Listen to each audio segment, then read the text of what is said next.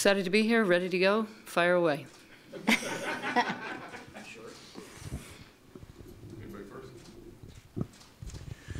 Muffet, John Finneran, South Bend Tribune. Oh, wait a minute. I'm not with the Tribune. I'm with the Associated Press. Almost forgotten my question. Tell us a little bit of what you found out about Bethune-Cookman and what and how they impress you. They are they're a great team, a fun team to watch. They've went through what we went through last year. They've had a ton of ACL injuries. They've had to kind of regroup in as late as February, change some things up, but still managed to come out and win their conference. So a lot of respect for what they've done, what they've accomplished. First time in the NCAA tournament. I know they're excited, and we're thrilled that they're coming here. They're a very good team. Angel Golden's a really good player, averaging about 20 points a game. They've got inside, outside. They got three-point shooters. They play hard, and it's going to be a very good game for us. Anthony Anderson, South Bend Tribune. Hi, Muffet. I wanted to ask you about with the starters. None of them are even averaging 2 fouls a game, and none of them has fouled out of the game this year. And if you would just discuss what's gone into that kind of discipline and how gratifying it is that you mostly don't have to make decisions based on foul trouble. Well, I hope you didn't jinx us. We definitely talk about not fouling. I mean, they want to be in the game. They know they're coming out when they get 2 fouls, so they do their best to try to stay in the game. I think we've done a pretty good job of that. We have a few more people on the bench than we did last year, but we still do play our starters quite a bit, so we want to keep them in the game as long as possible. And on the other end, trying to get to the foul line. I think we're doing a really good job of that too. John Finneran, AP. We talked a little bit the other night about Brianna and the season that she's had and the joy that she's played with this season. I wonder if you could talk a little bit more about that again. It's been so fun to watch Brianna and see how she's playing the best basketball of her career, especially the last probably 7 or 8 games. Just really doing great things. She's been a great defensive presence for us all year long, but she does so many things. You can tell today she's got a real big bounce in her step. She's excited to be back in the NCAA tournament after taking a year off, and I know that she's excited that she stayed and has this opportunity.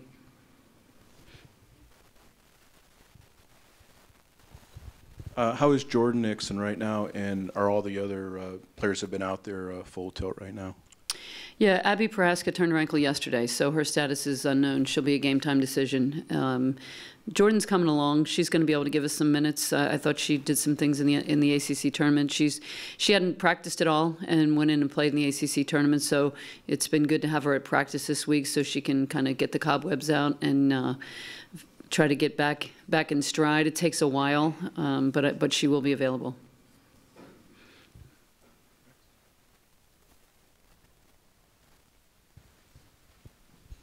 Bob Nagel, Pulse FM Radio. Coach, how important has it been down the stretch to have had like that week off at the end of the season and the week off before the ACC and now some time to get ready? I mean, it's a team that went through the toughest schedule. Traveled all over the country, did some amazing things when it comes to competition, and yet the rest at the end of the season seems to have really been a benefit. Yeah, the season's a grind, especially when you really rely on your starters so heavily as we do. It was great to have time off between the ACC tournament and when the bids were announced. And I thought at the time, it was a great idea. We needed the break mentally and physically. When they came back and, we Jess had strep throat, didn't practice all week, got her back Thursday. So we never really had our starters together. Haven't yet had our starters together. So I'm rethinking my decision to give them so much time off. But I always worry this time of the year. I think the break was good for them. They're definitely fresher and ready to go. But I hope that we haven't lost the chemistry that we had at the ACC tournament. Having done this last year again with the 2 games at home, and obviously we had more travel last year in the second round, but it's something that, I mean, these are seniors, and the advantage is that they've been through this before and they know how to handle it, and really seeing that out of all the seniors. Yeah, I think the focus has been really good. I think Bree, Enrique, and Jess at practice yesterday, you could really tell, they're really trying to kind of step up, help the young ones, keep them organized, keep them in line. But I think they're in a really good place too. I think they know how much fun this can be, but how important it is to focus on one game at a time.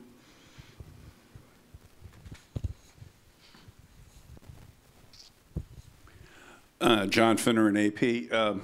Muffet, talk a little bit about this senior class, or this starting five, rather, and compare it maybe to some of the other ones that you've had here through the years, and what you like, how special it is. I think statistically it's the best class ever in terms of their points and rebounds and all their stats. They are not the winningest class to come through. That belongs to KMAC, Ariel, and Ace. So I think that this team has definitely left their mark. I mean, obviously the national championship was huge. To come back again and to be a #1 seed again. I think they've left their mark on the program. They've left a legacy that will be tough to beat, especially with the individual statistics, the awards that are piling up, and the nominations for awards that they've all received. So it's a really special group that came together, with Bree having the injury and having to step back a year. Definitely made the class a lot stronger. But it's one that we will be sorely missing them next year.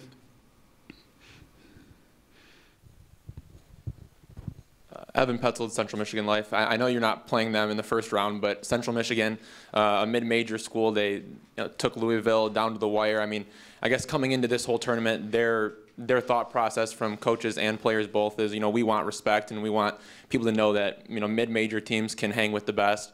I know you're not playing them in the first round, but I mean, what's your perspective on Central Michigan in terms of just, who they are? I mean, do they have your respect? I have a lot of respect for Sue and what she's done. Their program is one that is well respected across the country. She's done an outstanding job. I don't really think of them as a mid-major. They're a team that is getting an at-large bid. I think their conference is one of the strongest. I think maybe the 7th best conference in the country, behind the Power 5 and the Big East. So they are a conference that everybody knows. You can't look past them. They're a team that is going to be a great game tomorrow, I think, between them and Michigan State. And I think Frost is obviously one of the best players in the country. She beat Jess out for top 5 in their position. So she's somebody that has definitely a lot of respect across the nation.